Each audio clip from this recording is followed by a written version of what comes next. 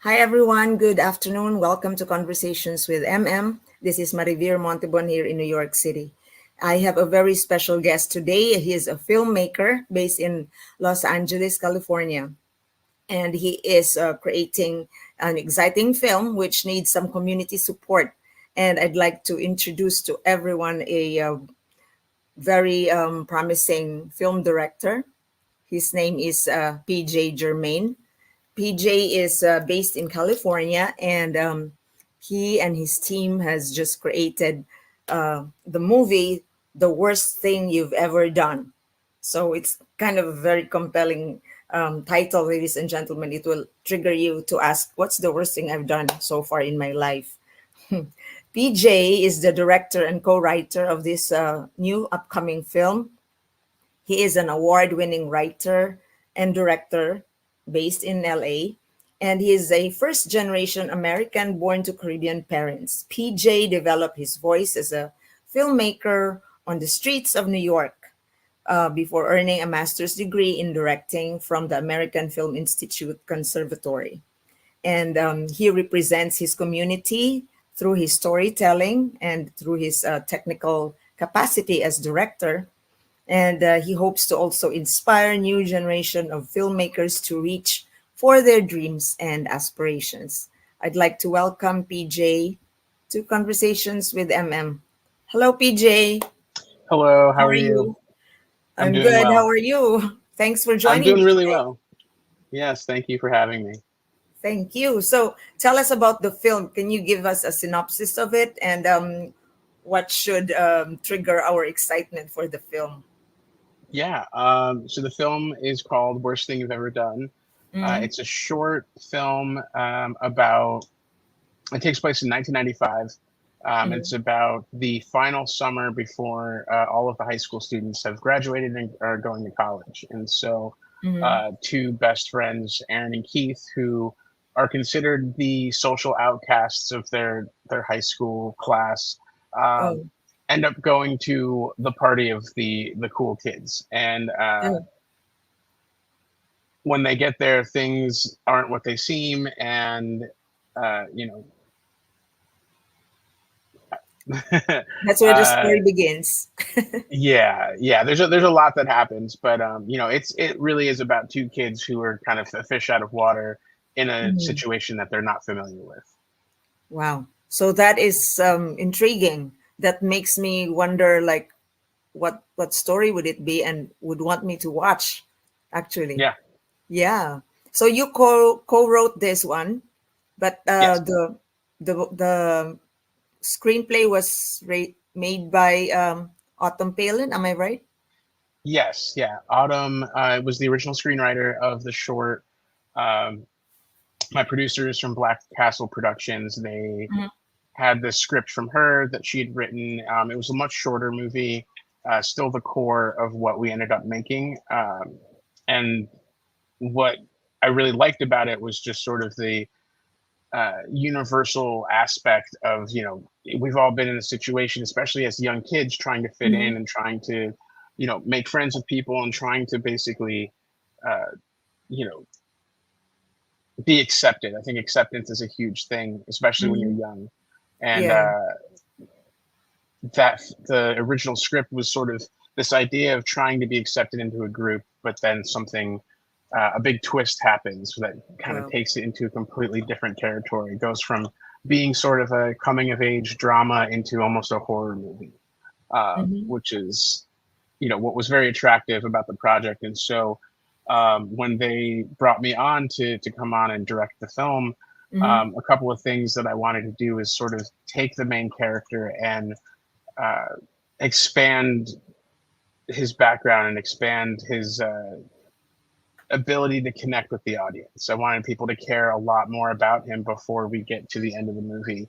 Um, and so that sort of expanded over, I would say, about a 2 or 3 year process of just Really? rewriting and sort Wow. of exploring. It started out, the script was very short. It was about 7 or 8 pages. And I really only wanted to add a little bit. And so um, as I would do some rewrites. We would talk about it between the creative team and myself, and we'd start asking more questions. Be like, okay, well, what about this, or why did this happen? And so then I Mm-hmm. started exploring more and exploring more, and so we ended up with, I think the final script at the end when we started shooting was about 15 or 16 pages. So I almost doubled the length of the movie in the writing process, and so it was great, though. I mean, Autumn did an incredible job. We just had a video post on social. We've seen her and our executive producer just talking about her process Mm-hmm. writing the film and how, where she came up with it. And um, yeah, it's been really cool. It's been really cool to see, take her idea and keep the essence of it, but then expand it into a bigger world that we can all kind of relate to. Amazing. So the creative process took a while, right? Like 2.5 years. Yeah, I yeah. would Did you do that like what we did during COVID, like online, or you had to really be physically present and talk? A lot of it in the beginning was online, through Zoom and video chats. Mm-hmm. We met up a couple of times here and there, but we really, when it came to the writing process, we really just did it digitally. And it wasn't until the last few months before production that we started to really get in Mm-hmm. person and start working together and putting the production together. So the story, do you think this is appealing, especially for the young people or for a general audience? I think because I said it in 1995, it speaks to people that grew up in my Mm-hmm. age right now, because there's a lot of things that we just sort of tried to appeal from that time period. But I think overall, it's a universal story. It's a universal feeling. I think everyone will have the same emotions and the same reactions to the characters. I think we've all met every single one of these people in Mm-hmm. our life. We know what it's like to be to to know who the jock is and who the cheerleaders are, and and who are the outcasts, or who the kids that you wouldn't want to hang out with are. And so I think there's a level of familiarity, I think, Mm-hmm. for everyone that's watching it, to kind of go back to their history and their past and be like, oh yeah, that's like that person, or this is like that person. And Mm-hmm. so yeah, I think it Yeah. should appeal to general people. Let's show the trailer to our audience. By the way, my audience are mostly Filipinos here in the U.S. and in North America. But since you have a universal appeal, I'm sure the young ones here would identify themselves with this. So let's try to watch this trailer now. Hold on.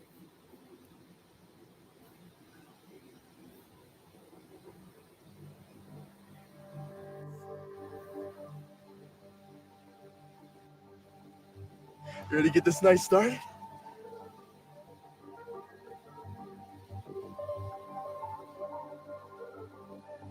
Last grad party of the summer. Doesn't leave you much time to make an impression. Think of it like this. We're not going to a grad party. Crashing the motherfucker.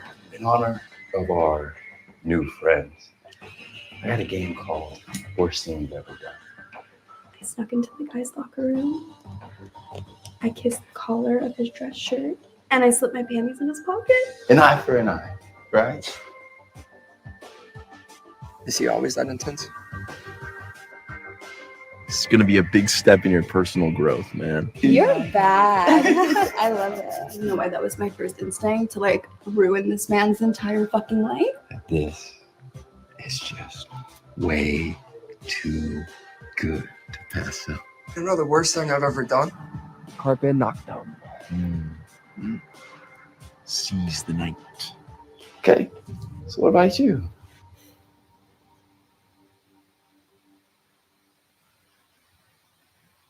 Oh wow, that's kind of really dark. And Yeah, it gets very dark. yeah, so it grips you, like it attracts my attention to really listen to the trailer as it unfolds. It's a good, it's very good as a trailer. Thank you. Yeah, so there's enough attention that you seize there. So your inspiration, PJ, why choose this theme, which is dark, and why are you getting into this kind of genre? Yeah, I mean, I grew up watching all sorts of movies. My dad was sort of the catalyst in my filmmaking, obsession. We Oh, watched really? a lot of Is stuff he a growing up. filmmaker as well? No, my dad is a doctor, but he loves movies. I mean, ever since I was a kid, that was all we did. Some of my fondest memories are like going to Universal Studios in Orlando with him, and Mhm. we definitely, he instilled that sort of love for movies and classic movies like Back to the Future and Star Trek, and those are all things that he loved, that sort of osmosis I ended up loving myself. And so my sister and I, we grew up loving horror movies, and we'd watch horror Oh, movies together all the oh my time. God.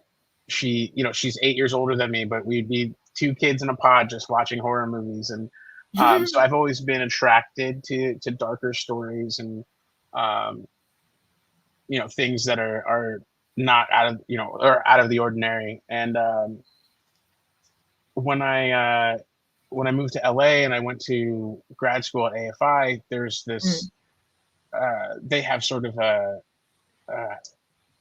way of telling stories, and so horror wasn't really one of the things that they were focused on. And so Mhm. for a couple of years I sort of deviated away and tried some new things. Like I worked in comedy and I worked in just straight drama, but I always Mm. sort of, my heart always wanted to go back to horror films or I see. darker thriller type movies. And so when the script came about, I read it, and it presents itself as sort of a teen coming of age drama with some dark thriller Mhm. aspects to it, and then it makes a whole 180-degree turn into a horror movie.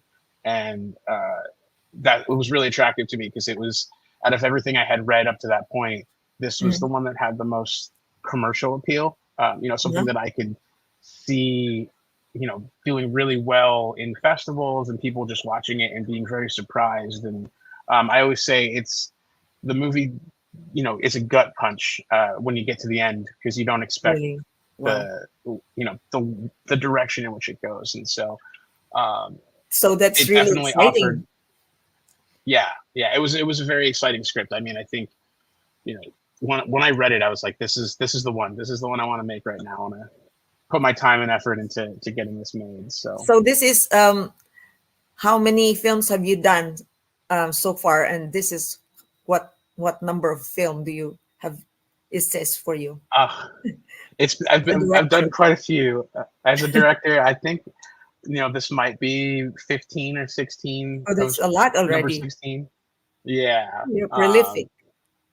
yeah, I have a lot of experience in short films, and so I'm hoping that this one is sort of that bridge. It bridges the gap from going from short films to making feature films. How many minutes is it? Right now, it's about 19 and a half. It'll probably stay around there. I'm still working in the edit process right now. Mhm. And our hope is to get it around between 15 and 18 minutes, just because that's sort of the sweet spot for festivals and Mhm. some of the places that we want to send it to. But right now, the current director's cut is about 19 minutes long, 19 and a half minutes long. So the direction of the film is to be uh, shown in film festivals, right? Internationally and in Yeah, the US too. yeah. So you are right now in the process of post production, which is the reason why you are creating a crowdfunding for it. Yes, correct. Yeah, on the challenges. You are an independent filmmaker, right? So Yes. definitely. Wow. Are you self-funding this or you have a producer? I have a producer who I have a producing team. It's the Sabrina and Jonathan from Black Castle Productions. I've been working with them for a couple of years now, and Uh-huh. I've met them both when I went to AFI. So Jonathan was a screenwriter at AFI, and Hmm. Sabrina was a producer at AFI, and so we sort of, through the love of the same things, just started talking through the years, and then right before the pandemic, we made our first project together, and Hmm. we planned on making something else literally like 2 or 3 weeks before we went into lockdown, Uh-huh. or after. The plan was to shoot in April, and we went into lockdown here in LA and on March 13th or something like that. So we never got to make that movie, and that Uh-huh. was going to be a cool horror movie as well, but it was Uh-huh. going to require a lot more elements and things like that. And so we just couldn't find a way to make it work with the challenges of trying to shoot something during COVID. So You're right. um, this was sort of making this film with the worst thing you'd ever done was sort of the going back to the root of what we wanted to do back then. Hmm. Wow. So Um, now you are crowdfunding. So we would like to ask the audience, the people to support this film. The challenge for you pursuing your dream, creative dream as an independent producer, how do you navigate that, PJ, as well as your team? I mean, you're all a bunch of creatives, and I know creatives are very, um, you're into your soul, your art is showing out, and so, but the financial aspect, who manages it? yeah, as a freelancer, I've been freelancing, ever since I moved to Los Angeles, even before. Mm, And so it can be a lot of ups and a lot of downs. There's a lot more downs than there are ups, mm, and so you kind of have to. The thick skin is part of it. Being able to kind of get through the tough spots. I mean, right now we're in a very big tough spot here in LA, and just in the mm. industry in general, with just a downturn in the amount of Yeah. stuff being made. And but it's being able to just get to the next job. I Mm, think has always been sort of the thing. One of my mentors, is a director named Nick Simon. He always told me when we would get together, he's like, the one thing you got to remember is don't go broke. And so mhm. I always remember that in the back of my head is like, as long as I don't go broke, I'm fine. I can just keep pushing. And for me as a director and writer and just a general filmmaker, I am one of those guys who just never decided that I was going to have a fallback plan, because there was no option to have a fallback plan. I didn't Oh, want to. I wanted, this has to succeed. So, um, and that's been my mantra, is that, no matter what, I have to move forward. There's no walking backwards. And I know a lot of people who have tried it for a number of years, and then they decided, okay, well, I'm going to go back to the thing that I used to do. I never had the thing that I used to do. This has always been the thing that I've done. well, And I so, admire your grit, creativity, thank and you. grit. That's part of the recipe for success, right? Oh my gosh! And I know, like LA is very competitive. It's the filmdom is there, Yeah. so that's another challenging thing. Correct? Yeah, there's a lot of people here, and then every year more people move. They want to. LA is the place where you used to be able to make that dream happen, and Hmm. so every year thousands of more young kids who just graduated college or who want a Yeah. career change move to LA. And so it is hard to navigate the amount of different people that are coming to do different things. But I think one of the most important things, especially on an independent level, is finding your group of people that you like working with. And I think Right. You have to once you enjoy have your that, team, yeah, enjoy the work. Otherwise, it wouldn't come out great, right? right, yeah. I mean, you want to have a team of people that trust you, Mm-hmm. and that you collaborate with on a level that is not just like for money or anything, but that your creativity meshes and you have a singular vision. And I think a lot of people don't realize that is that like Mm-hmm. in order to really be successful at this, you have to have the people. You have to have a support network around you that is supporting you, and that you're supporting them. And that's what I found with Sabrina and Jonathan is that Mm-hmm. they trust me as a filmmaker, and this film is a testament of that. I mean, they put there were other directors that were interested in this project for years before I had jumped on, I see. and they trust me. They trusted me with making sure that we could tell the story the right way, um, and I'm Amazing. thankful for that. Yeah. So I've observed in your film, like you are like the casting director made it a point that you are kind of well represented racially. I yes, see actors that are like like this Charles Charlie, Townsend, you know, and we also have Ethan, Ethan and um, Bricks, Bix, right? yeah. So other than the stars of the movie, they're all like well represented. So this a conscious effort, or is it normal already as far as your generation is concerned?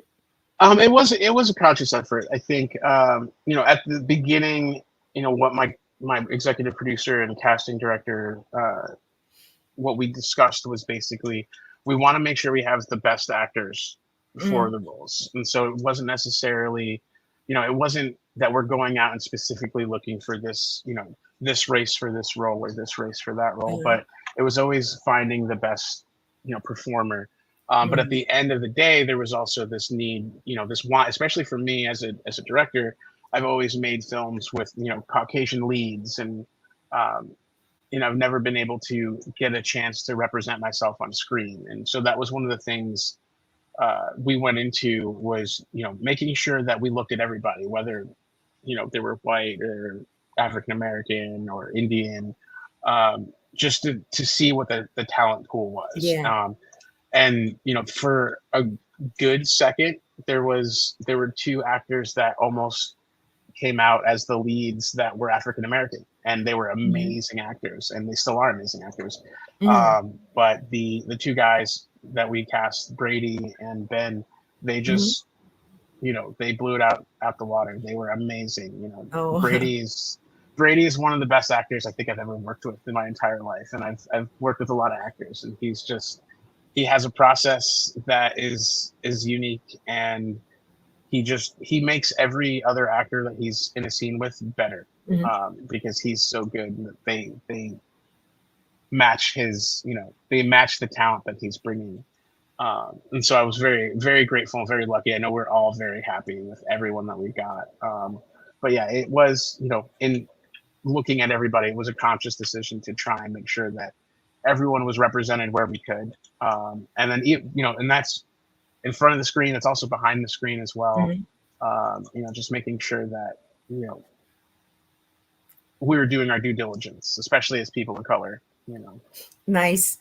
My question is like, how about you as a director? What challenges do you face actually while working? What is the most difficult part of being a director? Yeah, the clock. The clock is one of the The biggest clock. challenges.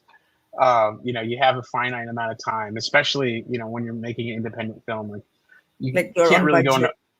yeah, you're on budget, you can't go overtime.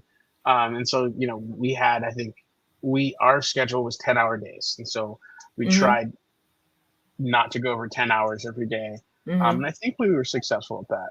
Mm-hmm.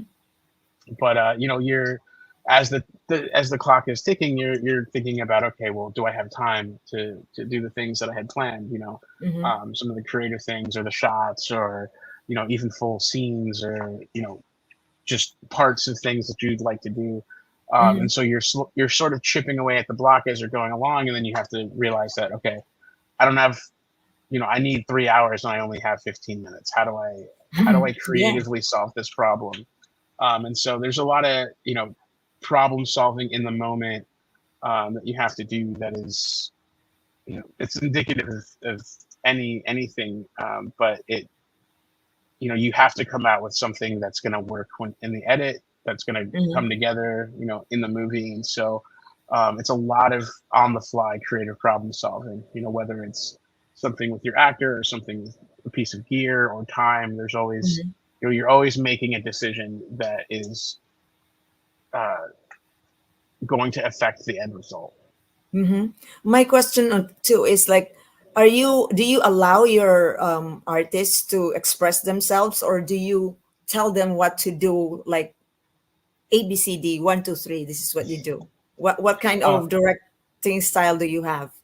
yeah, my directing style is very much letting the artists be creative. Mm, I 50% of directing is casting, and okay, so yeah. once you've casted correctly, I mean, you're casting an actor, especially for what they're bringing to the character. What's written on the page, they're elevating it Mm-hmm. with the way they do, with their specific craft. And so um, a lot of my style has always been to let the actors play. Mm, And then and as I see it, then I'll have adjustments, and I'll have things, and let them know, like, hey, I really like what you did here. Let's try this. But a lot of it comes down to, I want to see them really explore their mm-hmm. characters, and explore the the scenes that we're working in, and then adjust from there. And that also kind of goes with the technical side.